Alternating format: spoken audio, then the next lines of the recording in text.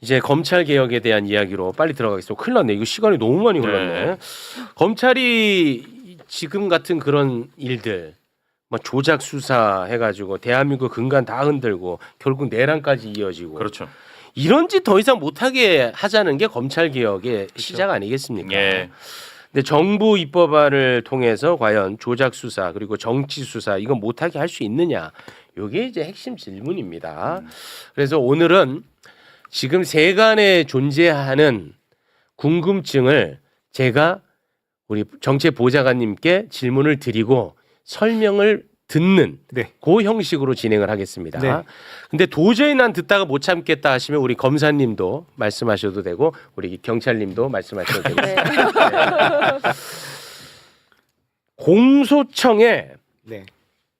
추가 입건 요청 권한을 줘서 대북 송금 같은 일이 생길 수 있는 여지를 왜 열어뒀냐라는 지적이 있어 보입니다. 네.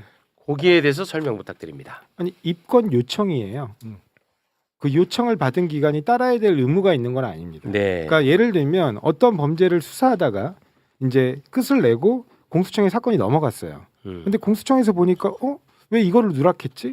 예를 들면 이게 그 정치적인 사건만 봐서 그러는데 뭐 전체적으로 보면 이 사건 뭐 이렇게 요즘에는 범죄가 이어져서 흐르는 경우가 있습니다. 이어져서 흐르는 경우인데 왜 이 한 사건 요 부분을 누락해가지고 적절한 처벌이 이루어지지 못하게 했지? 이런 부분이 있을 수 있어요. 네. 그러면 그 부분에 대해서 너희들 이거 놓치고 있는 것 같아. 알려는 줘야 될 거 아니에요. 그게 이건 요청입니다. 근데 이건 요청을 받은 기관이 당연히 수사기관이잖아요. 네. 우리가 볼 때는 이건 게시할 게 아닌데 네네네. 그러면 끝나면 되는 거예요. 근데 만약에 그렇게 끝을 내면 네. 추가 입건 요청을 했어. 네. 그런데 중수청에서 네. 우리가 아무리 봐도 이거는 예를 들게요. 김성태를 입건했어. 네. 그런데 공소청에서 야 이재명도 추가 입건해. 라고 해가 이렇게- 아니에요. 아니 추가 입건 해주세요. 해주세요. 네. 요청을 해. 네. 네. 해주는 걸 요청한다 했어. 네. 그런데 중수청은 아무리 봐도 이거는 이재명이랑 관련이 없어. 네. 그래서 우리는 그 입건하지 않겠습니다라고 한다면 네. 수사하는 입장에서는 우리 이 수사가 네. 어차피 또 공수처에서 영장 청구도 해줘야 되고 막 이런 게 있잖아요. 기소도 해줘야 되고 네. 그렇게 협조적이지 않으니까 내 수사가 다 망칠 것 같은 거야. 네. 그러니까 그 요청을 마냥 무시할 수는 없다라는 지적이 있더라고요. 제가 조금만 보태도 될까요? 보태요? 네네. 네. 너무나 정확하신 지적입니다. 맞습니까? 왜냐하면 저희 경찰에서는 그래서 영장으로 길들이기 한다라고 얘기를 하거든요. 영장으로 복수한다. 예를 들어서 뭔가 지휘를 하고 뭔가 시켰는데 예. 안 했잖아요. 그러면 그때부터 경찰이 신청한 영장을 기각합니다. 이거 거봐. 봐라. 네, 이거 봐라. 제대로 안 하네?라고 기각을 합니다. 거봐. 그래서 지금은 이제 지위가 없어지긴 했습니다만 경찰서 내에서 막 영장을 청구했는데 계속 기각이 돼요. 2번, 3번 기각이 되면 눈치를 채는 겁니다. 아, 내가 지난번에 뭔가를 안 했었구나. 그리고 내 사건만 기각하는 게 아니라 경찰서에 있는 사건들을 다 기각을 해버립니다. 그러면 경찰서장이 얘기를 하죠. 야, 그만해라. 그거 좀 들어줘라. 야, 너 때문에 우리 경찰서 사건 하나도 못한다. 그럴 수 있을 것 같아요. 그런 식으로 길들이기를 하는 겁니다. 네. 아유, 그럼 이 입건 요청이 뭐라고? 이거 그냥 입건 시켜주자. 뭐 문제가 있으니까 입건하라고 했겠지. 이렇게 되는 겁니다. 그래서 사실상 길들이기가 들어가는 거거든요. 알겠습니다. 좀 얘기 말씀드려도 될까요? 네. 그러면 그거 없어도 돼요. 아, 근데 그거 와, 야, 이 조율이 되네. 아니 없어도 돼요. 근데 그거 없다고 그렇게 못합니까? 그러니까 예를 들면 지금 김용민 의원이나 박은정 의원께서 하시는 말씀처럼 그게 없다고 하자고요. 그러면 영장 길들이기 못해요? 가능성을 줄이는 아니요. 거죠. 그냥 네. 보안사 요구 계속하면 됩니다. 맞아요. 이것도 있어요. 그래서 보안사 지금 요구 아니 그러니까 왜 저기 내가 김성태 말고 이재명도 입건하라 그러는데 왜 안 해? 계속 보안사 요구. 보안사 요구. 그러니까 길들이기 할 수 똑같은 있는 얘기예요. 방법을 줄이는 겁니다. 아니 그게 그러니까 사실- 똑같은 얘기라고요. 그러니까 뭐냐면 명확하게 지시를 분명하게 하기 위한 거예요. 그리고 그에 대한 책임도 분명하게 하기 위한 거고. 근데 애매모호하게 보안사 요구만 해요. 아 얘가 도대체 뭘 원하는지도 모르겠어. 근데 그거보단 차라리 이거 입건해. 아 누가 입건 요청했는지도 분명히 나옵니다. 그리고 그거를 그러면 경찰이 그런 부당한 지시임에도 수용을 했다면 수용한 사람이 누군지도 분명해져요. 그리고 만약에 수용을 안 했다면 안 한 사람이 누군지도 분명해지고. 네. 강제가 아니기 때문에. 네. 그러니까 이런 부분들을 명확히 하자는 것인데 그게 뭐가 다르다는 건지를 모르겠어요. 저는 아니 근데 이런 책임과 소재를 명확히 하자는 거예요. 아니 근데 수사권과 기소권이 그러니까 분리를 저희- 하면 네. 네. 수사권이 뭡니까? 수사를 개시할 권한이잖아요. 맞죠. 개시하고 맞습니다. 진행하고 종결할 권한을 이야기합니다. 아니요, 그런데 개시하고 진행하고 종결할 권한을 다 가진 건 검사예요. 지금의 검사. 무슨 소리를 하십니까? 지금의 검사예요. 지금 아니죠. 검사는 기소권을 가지고 있잖아요. 기소가 수사의 종결이에요. 무슨 말씀을 하세요? 경찰이 무슨 기소권을 가지고 있습니까? 형사소송법에 분명히 나와 있습니다. 수사의 종결은 자, 기소와 불기소라고. 네, 잠깐만요. 자, 이게 또 내가 이래서 토론을 싫어해. 제가 지금 한 말씀만 드릴게요. 예. 그러면 수사의 진행에 검사의 협조 없이 가능해요? 아, 그건 이따 또 나올 네, 거예요. 네. 이야기가. 어떻게 가능하죠? 영장이 없는데. 아 그러니까요. 지금은 그럴 수밖에 없는 상황이라는 그러니까 거죠. 그러면 지금 그럴 수밖에 없으면 검사제도 폐지하고 경찰한테 다 주면 되겠네요. 그게 아니잖아요. 지금 그럼 그게 검사제도 검찰청이에요. 그러니까 제가 드리는 말씀은 뭐냐면 네. 수사라는 게 기본적으로 왜 위험한가요? 우리가 그걸 얘기해야 돼요. 왜 위험합니까? 그러니까 왜 위험하냐면 누구를 죽인 것인가를 정할 수 있어요. 수사기관은. 이 이른바 타겟이죠. 예. 그다음에 그 타겟을 어떠한 방법으로 어떠한 시점에 요리할 것이냐 그걸 정할 수 있어야 돼요. 그걸 검사가 정할 수 있나요? 이제 공수처 검사가? 그 이야기 이따 또 못해요. 나올 거니까. 네. 근데 네, 제가 좀 지금 좀 정리를 해주시고. 약간 좁혀서 얘기가 예. 가는 게 네. 이해가 더 편하니까. 네. 그래서 어찌 됐던 간에 우리 보좌관님은 네. 입건 요청 권한이라는 것은 책임을 더 분명히 하기 위해서 네. 오히려 더 필요하다라는 입장인 거죠. 맞습니다. 네. 그런데 우리 경찰 입장에서는 이거 결국은 안 들어줄 수 없다 요청이라고 말을 했지만 사실상 강제이고 수사 개시부터 개입을 하는 거죠. 네. 네. 그러면은 이제 우려하는 쪽에서는 야 이거 대북 송금처럼 김성태 주가 조작을 시작해가지고 이재명 집어넣고 다 예. 엮을 수 있는 거 아니냐 뭐 이런 우려가 존재하는 것 같은데. 아니, 그러니까 이게 그런 경우에는 네. 결국엔 1차 수사기관과 검사가 짬짬이가 돼야 되는 거예요. 음. 근데 짬짬이가 되면 그 어떠한 방법으로도 막을 수 없습니다. 네. 근데 아까 제가 말씀드렸듯이 왜 그럼 이권 요청을 굳이 두느냐? 사건의 암장에 대한 책임을 분명히 하기 위한 거예요. 예를 들면 누가 봐도 이거는 당연히 입건을 했어야 되는데 경찰이 그거를 전혀 입건하지 않고 네. 예를 들면 부산 돌려차기 사건 같은 경우에 네. 당연히 이거를 살인미수로 입건을 해야 되는데 그냥 중상해로만 입건해갖고 던져요. 네. 아, 이거 이렇게 하면 안 된다. 네. 얘기할 수 있어야 될 거 아닙니까? 네. 마찬가지예요. 더 큰 범죄, 얘가 뇌물을 저질렀는데 뇌물이 아니라 그 밑에 조그만 범죄, 뭐 이렇게 무슨 사기 같은 것들만 묶어가지고 보내요. 네. 근데 그 사기로 편취한 돈을 뇌물로 줬어. 네. 근데 뇌물에 의심이 있는 거예요. 근데 그 뇌물을 전혀 입건을 안 해요. 이걸 우리가 예전에 치면 검사가 모든 권한을 가졌을 때 이른바 검사가 가르마를 탄다 그래요. 아주 경미한 범죄만 살짝 입건해가지고 수사한 다음에 그냥 기소를 해버려요. 예. 그러면 이제 중대한 범죄 같은 것들은 다 묻히는 거죠. 근데 마찬가지 이제는 경찰이 모든 수사기지권을 갖고 있기 때문에 누가 보더라도 이 경찰의 수사의 최종 결과를 리뷰하는 입장에서 왜 이걸 누락했지? 그럼 요청할 수 있어야 돼. 근데 요청했는데 거부했다. 그 거부의 기록이 분명히 남습니다. 오케이, 그러면은 알겠습니다. 그게 사건의 암장을 방지하기 위한 거예요. 네. 이해되네. 자, 이거는 보안 수사 요구로 가능한 거예요. 예를 들어서 아까 얘기한 것처럼 청탁 금지법만 했어. 사실은 뇌물이 되는데 청탁 금지법만으로 했어요. 갔을 때 이거는 수사가 더 필요한데 보안 수사 요구. 지금 민주당 안에서도 가능한 걸로 되어 있거든요. 네. 보안 수사 요구하면 그걸로 가능한 겁니다. 네. 근데 지금 이렇게 말씀하시는 것처럼 우리가 검찰 개혁을 하는 이유는 검찰이 너무나 못했기 때문에 검찰을 개혁하자고 하는데 또 결국 하는 얘기는 이거 봐라. 네. 요만큼 떼서 줬더니 경찰이 이만해지니까 경찰이 오케이, 견제해야 알겠습니다. 된다. 네. 라는 쪽으로 얘기가 가는 각자의 거죠. 논리는 이미 다 설명된 것 같아. 판단은 각자의 몫인 예. 거예요. 네, 왜냐하면 지금 드려야 될 질문이 지금 너무 많아. 그러니까 제가 자, 한 말씀만 아이, 드리면 그만해. 한 말씀이 벌써 지금 그만해. 네 번째입니다. 검찰청은 역사 속으로 사라지게 되었다라는 기쁜 소식을 전해드리겠다고 약속했고 검찰청은 폐지되었습니다. 검찰청이 폐지된다는 것은 검찰청 건물만 폐쇄됐다는 의미는 아닐 것입니다. 우리가 지금까지 공언하고 약속해 온 대로 수사와 기소의 완전한 분리를 의미할 것입니다. 이 수사 기소 분리라는 대원칙은 훼손될 수 없습니다. 진료는 의사에게, 약은 약사에게, 기소는 검사에게, 수사는 경찰에게. 이것이 수사 기소 분리의 정신입니다. 지금 정부 입법 예고안으로 의원님들도 의견이 분분합니다.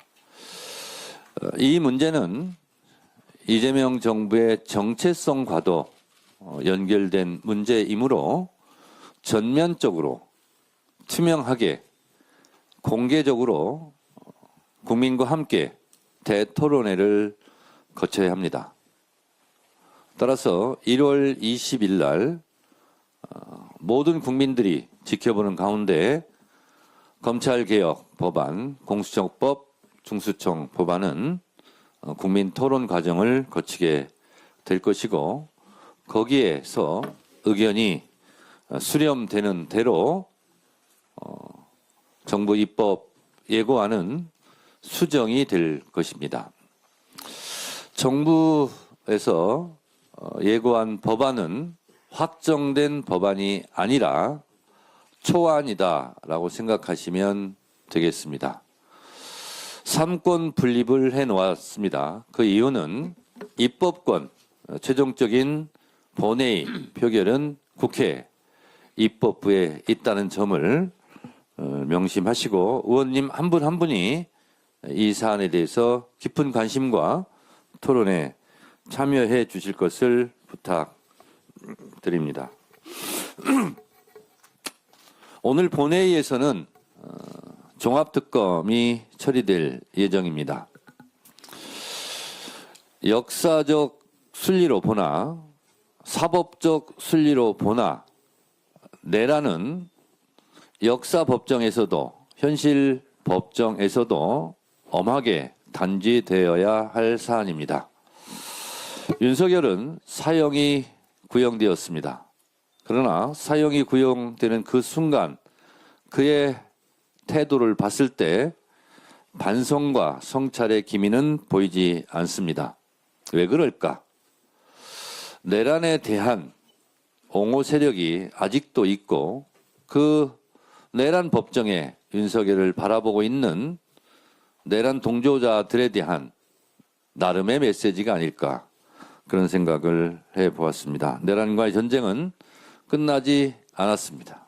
내란 옹호 세력도 아직도 내란 옹호 세력은 지금도 준동하고 있습니다.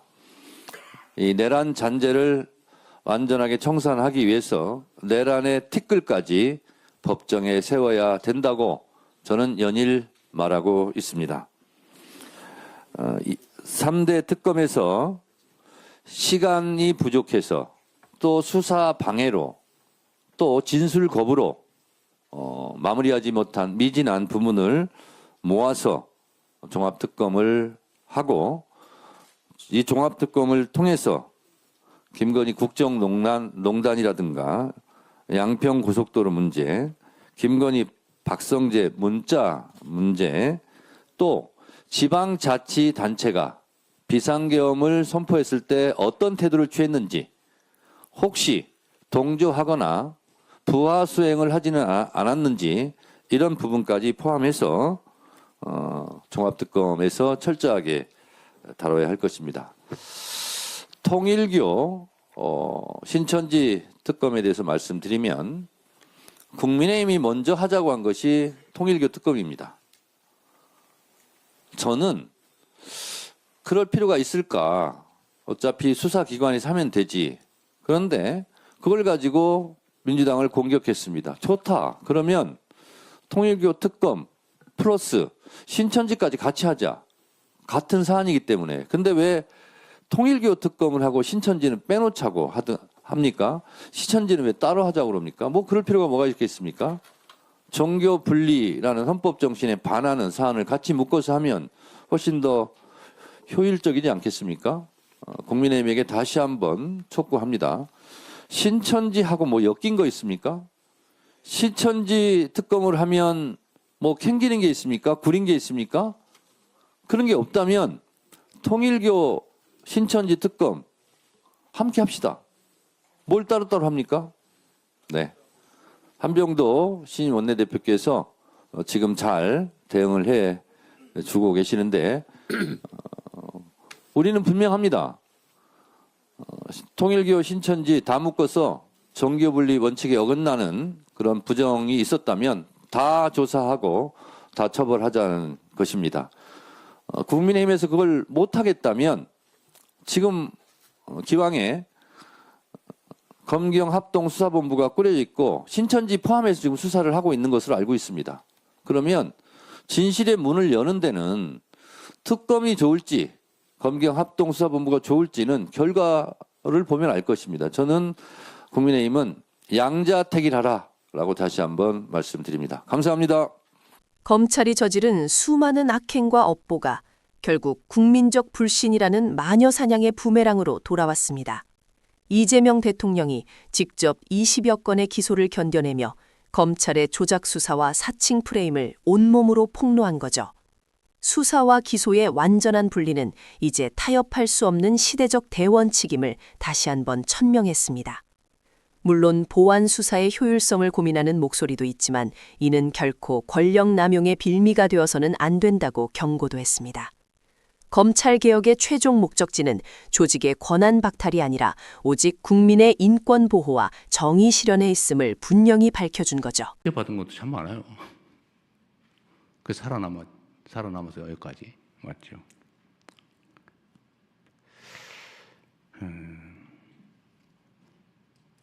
근데 검찰은 첫째 문제는 있는 사건을 덮는다. 그래서 그 얘기했죠. 사건을 덮어서 돈을 벌고 사건을 만들어서 성공한다. 없는 사건 만드는 것도 실력이에요. 막 쥐어짜가지고 뭐 그러다 막 자살하고 죄진 사람 잡아다가 느껴 봐줄 테니까 한번 얘기해봐 이래가지고 조작해가지고 없는 사람 집어넣고. 하여튼 덮는 것도 힘이고 만드는 것도 힘이죠. 근데 이걸 너무 많이 해가지고 결국 온 국민들이 의심하고 검사는 아무것도 하지 마. 지금 그렇게 된 겁니다. 제가 권력이라고 하는 건 부패나 남용의 가능성이 얼마든지 있기 때문에 그래서 삼권 분립도 하는 거예요. 한 사람이 다 권력은 위험하잖아요. 견제와 균형을 이루어야 된다. 권력은 언제든지 부패하기 때문에 남용되기 때문에 그래서 남용의 여지를 줄여야 된다.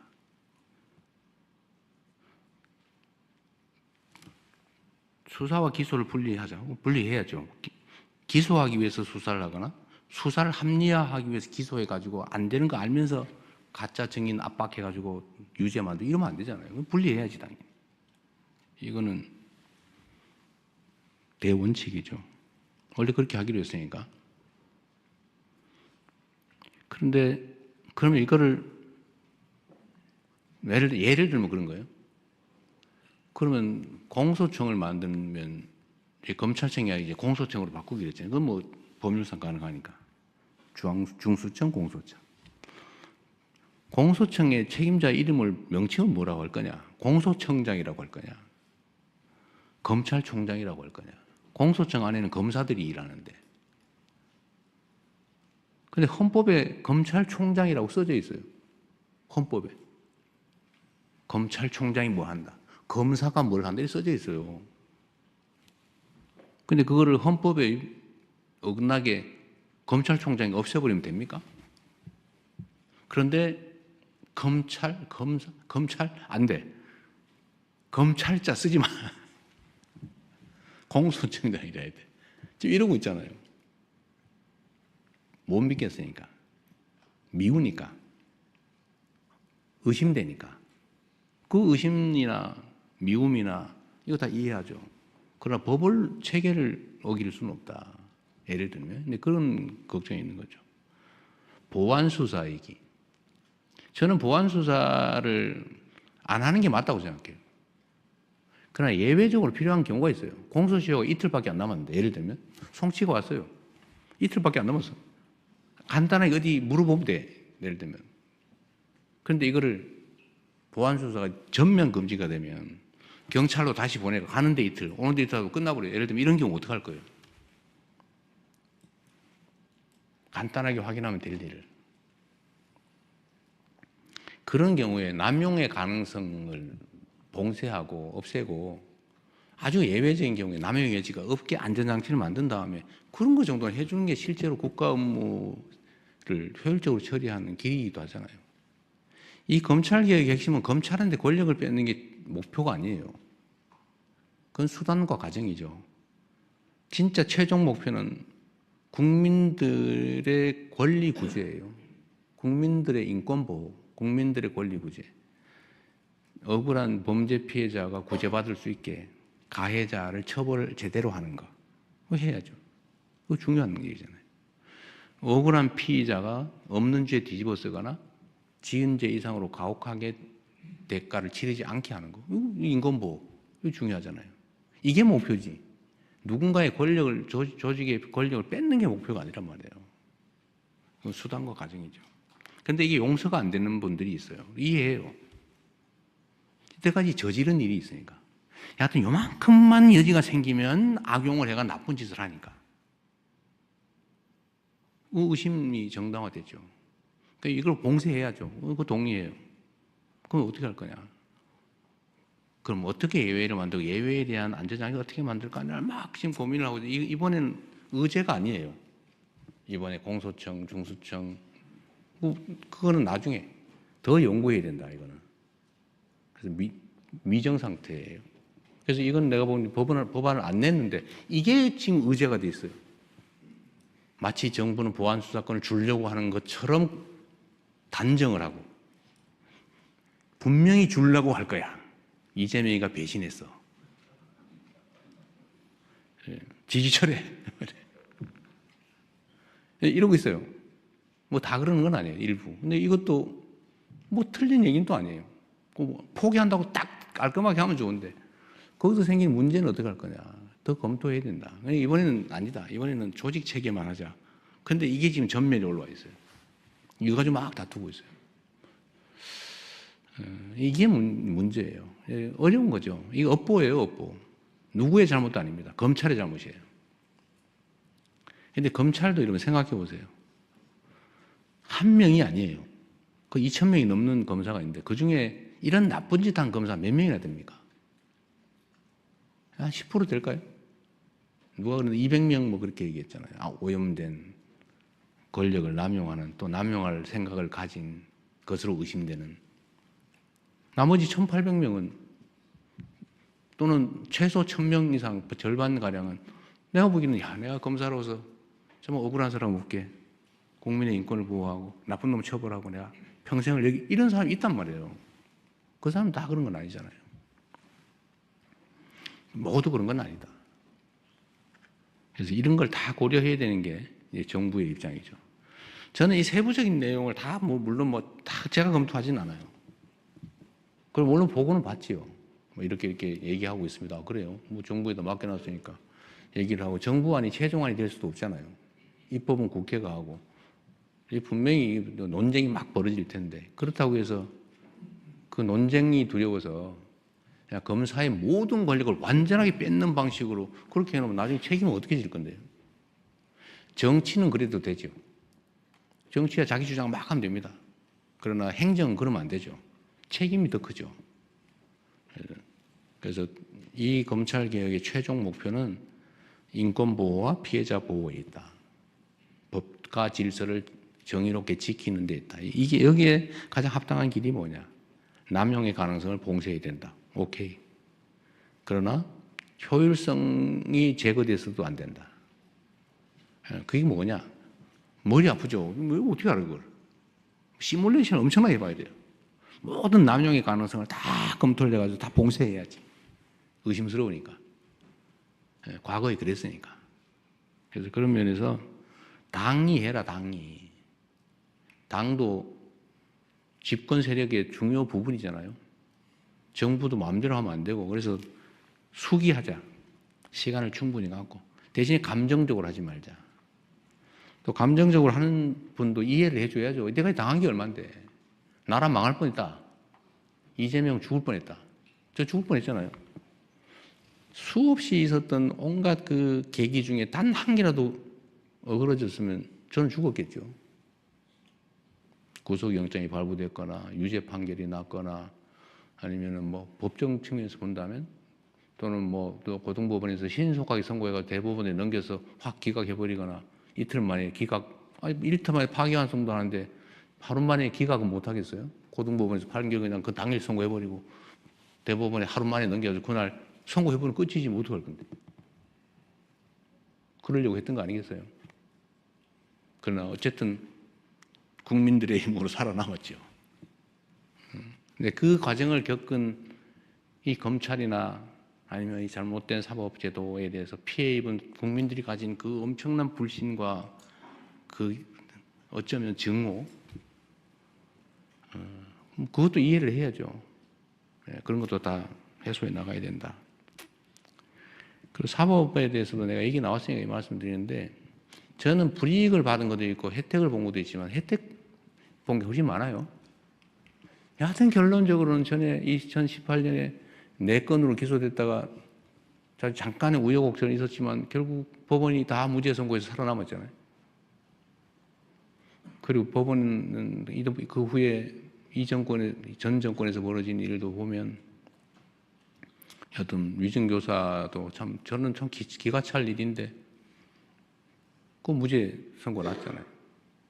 선거법도 뭐 우여곡절이 있었지만 항소심에 무죄 났잖아요. 구속영장도 분명히 100% 구속될 거라고 봤는데 기각돼서 살아났잖아요. 그게 이제 법원의 집단지성과 시스템이겠죠. 물론 뭐 불이익도 보기도 하지만 그런 점에서 보면 이게 구성원 모두가 그러는 것도 아니에요. 문제점이 있는 걸 제거하면 되는 거죠. 뭐 구조적으로 모두가 오염돼서 다 망한 건 아니에요. 검찰도 마찬가지다. 경찰도 마찬가지다. 라는 생각을 좀 해주시면 좋겠어요. 이게 제가 오늘 이 얘기를 해가지고 또 막 갑론을박에다가 이재명 못 믿겠다 뭐 등등 있을 수 있어요. 그러나 분명한 거는 이거는 완벽한 완성된 안도 아니고 정부도 그냥 그 위원회가 어쨌든 있는데 뭐 거기서 반대하는 사람도 있고 찬성하는 사람도 있고 실무자들도 마찬가지고 뭐 갑론을박하다가 안으로 낸 거예요. 안으로. 그래서 당과 논의하고 여기서도 아마 의견이 하나로 탁 몰리지는 않을 겁니다.